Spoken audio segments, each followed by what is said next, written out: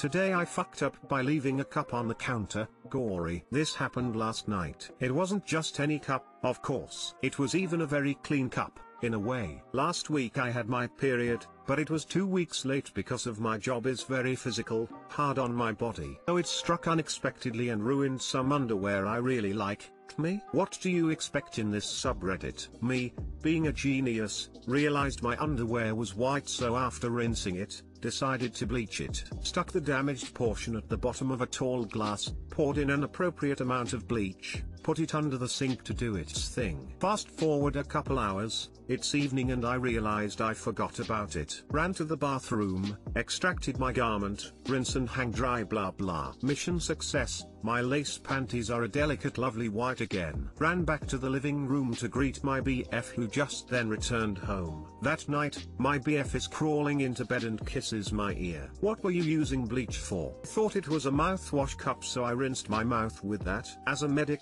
my first instinct was purely medical. Babe, did you rinse your mouth out? You didn't swallow any, right? Laughing, he reassures me he's good, but now for me, realization, and horror, begin to dawn. Oh my god, I whisper and cover my face. That cup. He pauses. What do you mean, that cup? My name what cup? He sounds panicked. It's okay babe, I used bleach, it's actually super clean. But I'm dying inside, and he can tell. I can't look at him. He turns me over. With a deadly calm voice, my name, what was in that cup? Bloody underwear. He groans and collapses on his back. We proceed to laugh for the next straight 10 minutes. He didn't dump me, yet. Thumbs up. Too long didn't read. Today I fucked up by leaving a cup I used to wash bloody underwear on the counter, and my boyfriend used it to gargle. Edit, for those worried about him drinking bleach. There was nothing left in the cup, just a faint smell. EA, less than 5%, he's safe, smiley face. Using straight bleach on fabric, the fabric will fall apart. Fuck, unamused face. Come on, who just picks up a cup and thinks I'm gonna rinse with this, and bleach at that? I'd be way more worried about the bleach than a bit of period blood. Menstrual blood, and the uterus it comes from, is normally completely sterile, and if you're healthy then your vagina only contains good bacteria. So it's not going to hurt him if he gargles with it, assuming you don't have any blood-borne pathogens wandering around your blood, and even if you do the risk to him is low. He's good. The cup had only trace amounts left since I'd poured it all out, so it probably diluted to way under 5%. But yeah, that's where my head went.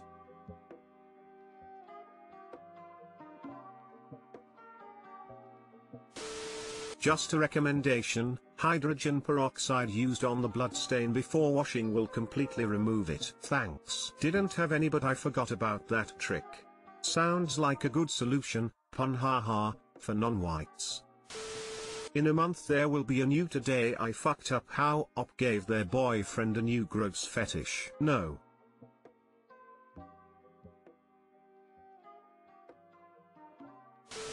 Today I fucked up by quitting when I was set to be promoted during the pandemic. I have worked in my current position for 4 years. I have watched many people around me be promoted, and I have been told by my colleagues from the beginning that my time would come soon. As the years went on, I began feeling less and less valued. With no mention of promotion ever coming my way, and constantly being reminded by my colleagues how ridiculous my employer was for not giving me the position, it has worn away at me. This month, I decided would be my final, as it has been so hard and I feel so undervalued and in the dark about my job stability. I met with my boss to discuss my employment. I let her know that I was quitting. She seemed perfectly fine with it and made no effort to keep me and had a chat with me about my future plans. I told her I was interested in staying in the field. Recently I discovered that my boss was going to give me the promotion during the meeting, but I got in first and therefore she felt like she didn't need to offer it. Now I have no job, during a possible economic recession, and will need to start from the beginning if I ever want to reach that level in my field again, if I can even get a job in it. Too long didn't read, quit during meeting with my boss because it took them too long to promote me, only to discover that they were planning to promote me in the meeting. Edit, thanks for the optimism guys. It has been really helpful having some outsider perspective of the situation.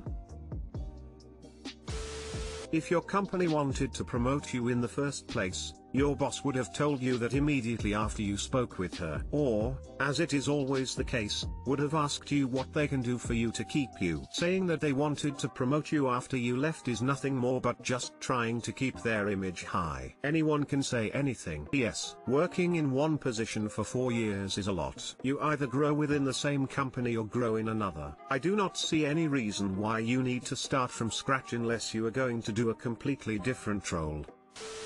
The fact that you told her why you were quitting and she didn't say anything makes me think there was never actually a promotion and someone is gaslighting TF out of you. You deserve better.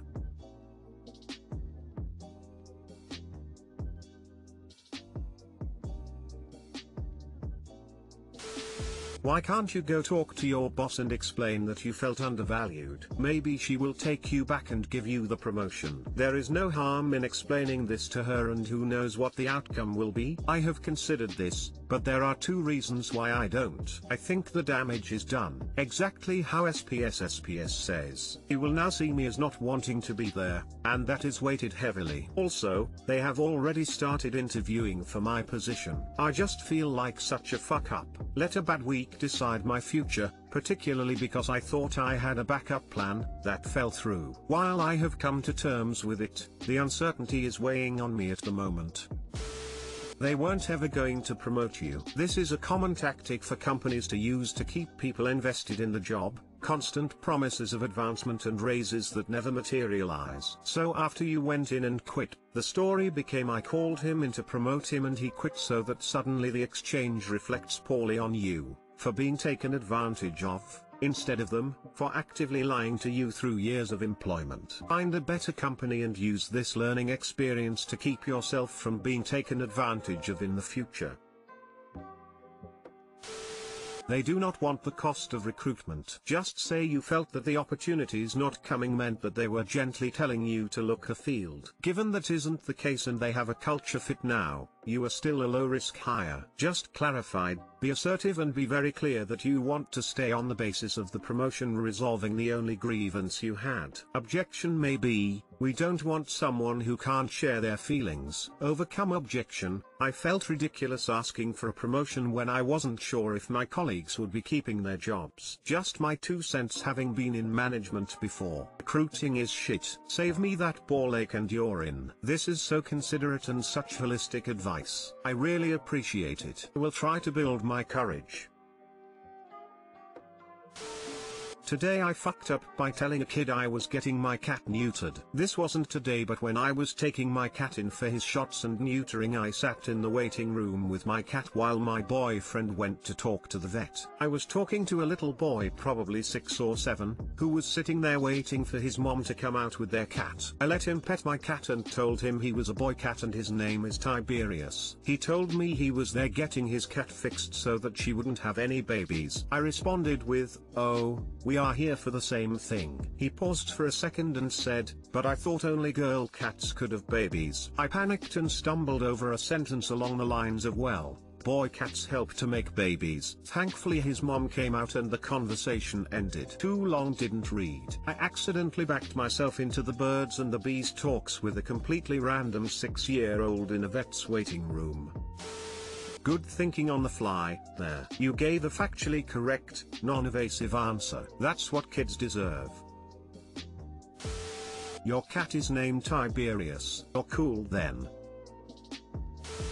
A simple, straightforward answer can definitely be better than no answer. Years ago, I was in a local production of Bye Bye Birdie. It was an all-ages cast, adults playing adults and kids playing kids. Lovely way to spend a summer. A number of the smaller teeny bopper roles were played by girls a bit too young for the part, because the previous year they'd done Annie and all the orphans had auditioned again. They averaged 11 years old. Now one of the best lines in the show is when a girl sees her pop idol and yells "Let's have an orgy," but pronounces it with a hard G, orgy, making it abundantly clear the speaker doesn't know what the word actually means. An older girl, 16, had the part with this line, and she was great. Got a huge laugh every time. Well, one day, I overhear the younger girls talking amongst themselves. I don't get what's so funny. What is an orgy anyway? They realize that nobody in their group knows, so one decides to take the bull by the horns and ask the nearest adult,